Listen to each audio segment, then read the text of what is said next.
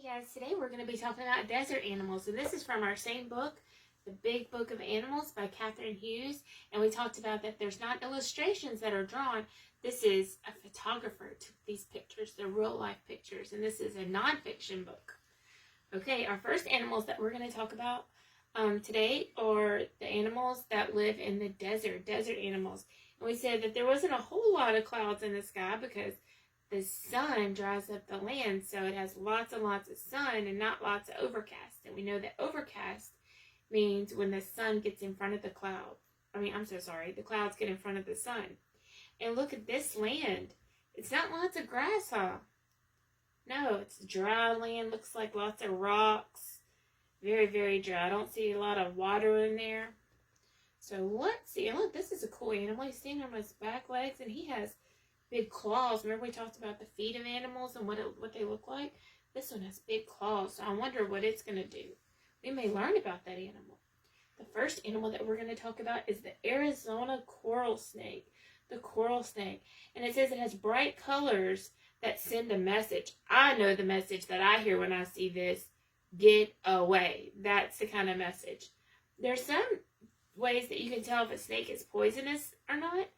And it's about the shape of their head and the thickness of their neck and all these other things. But you know what Miss Stafford's advice is?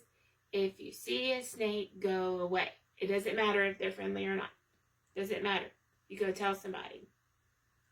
I have seen a snake. We have a swimming pool outside, an in-ground swimming pool, and we see lots of snakes sometimes wanting to go in there and get the bugs that are on top. No, ma'am. Miss Stafford sees a snake. Mr. Logan, my husband, has to go get the shovel because Miss Stafford is not getting near him. Nope. I'm not as scared as I am of bugs because, Miss Stafford's very scared of bugs. But these are not my favorite. Nope. But this is a different looking snake because it has bright colors. A lot of snakes that we see around here may be like brown or black. There's not a lot of these that I've seen around here. And it says it's an Arizona coral snake, and Arizona is a state. So I'm wondering if it's called that because they're found a lot there. There's an idea. There's something to think about. This is called a meerkat. Oh, that was on that picture that we just saw when we were looking at what the desert looks like. Yep, it's called a meerkat. A meerkat. We said that they had claws. Why do you think they have claws? Good thinking. You used your eyes and you saw in this picture. This meerkat was digging, huh? I wonder why they have to dig. Maybe to find a place to call home, to make their home. Maybe to get animals out of the ground because it's hard, huh? In the desert, it's very dry and it's very hot. And meerkats, I see they have a tail. They stand up a lot. Like, look at all of them standing up. But they also go on all fours when they walk. That's different. Their ears are kind of on the side and they're not very big, huh? No. Oh, look. This is their little hole that they dug to live in. And it says a group of meerkats is called a mob. A mob. Look. They look like they're hugging. Do you think they're friendly? Well, it looks like they're at least friendly to each other. I wonder if they're friendly to humans. And meerkats, they each have a special job that they do.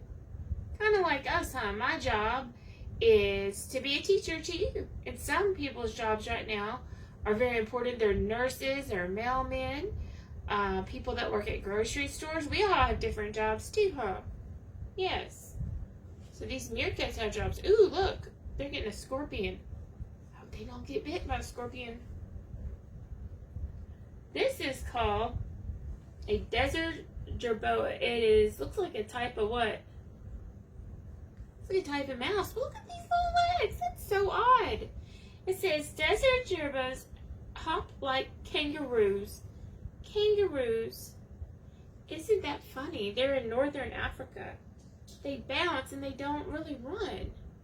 Look how long their legs are. And they have a long tail. Looks just like a mouse, except for those long legs, huh? And then it says they bounce like kangaroos. Ooh, look at this. A thorny lizard. I wonder why it's called a thorny lizard. What do you think? Yeah, it does have thorns. That reminds me of a rose bush.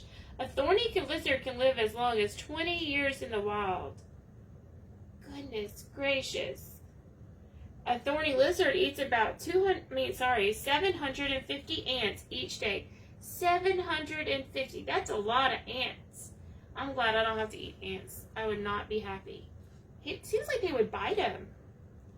But it says it uses its sticky tongue to get him quickly. Maybe that name should be an anteater, huh? Yes. Ooh, a camel. A camel is known for its what? Its humps. Yes, its humps. Do you know why they have big humps? Yes, to store water. Camels have humps and they store water in them.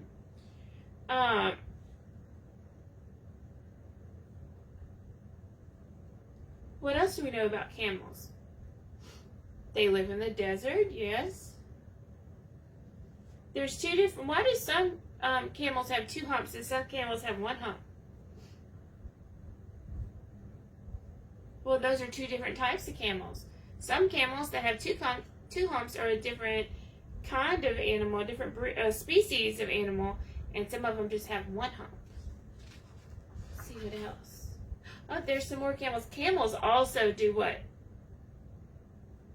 They can carry lots of things on their back, yeah, across the desert, and they don't need very much water because their fur is thick to help them with the sun, and they don't have to carry much water or worry about that as much because they store the water. That would be a tough job to have to walk through the desert with people and stuff on your back. That has to be stressful. Okay, so next time when Stafford comes to read, we're going to talk about forest animals. Now, we're more familiar with forest animals because we have lots of forests around us, huh? And we see one animal right here is called a raccoon. And we know that a forest is filled with trees, and I see lots of trees. So I remember that a forest is like the woods around us. All right, I love you, and I miss you, and I'm excited to talk about forest animals whenever I see you again. Love you.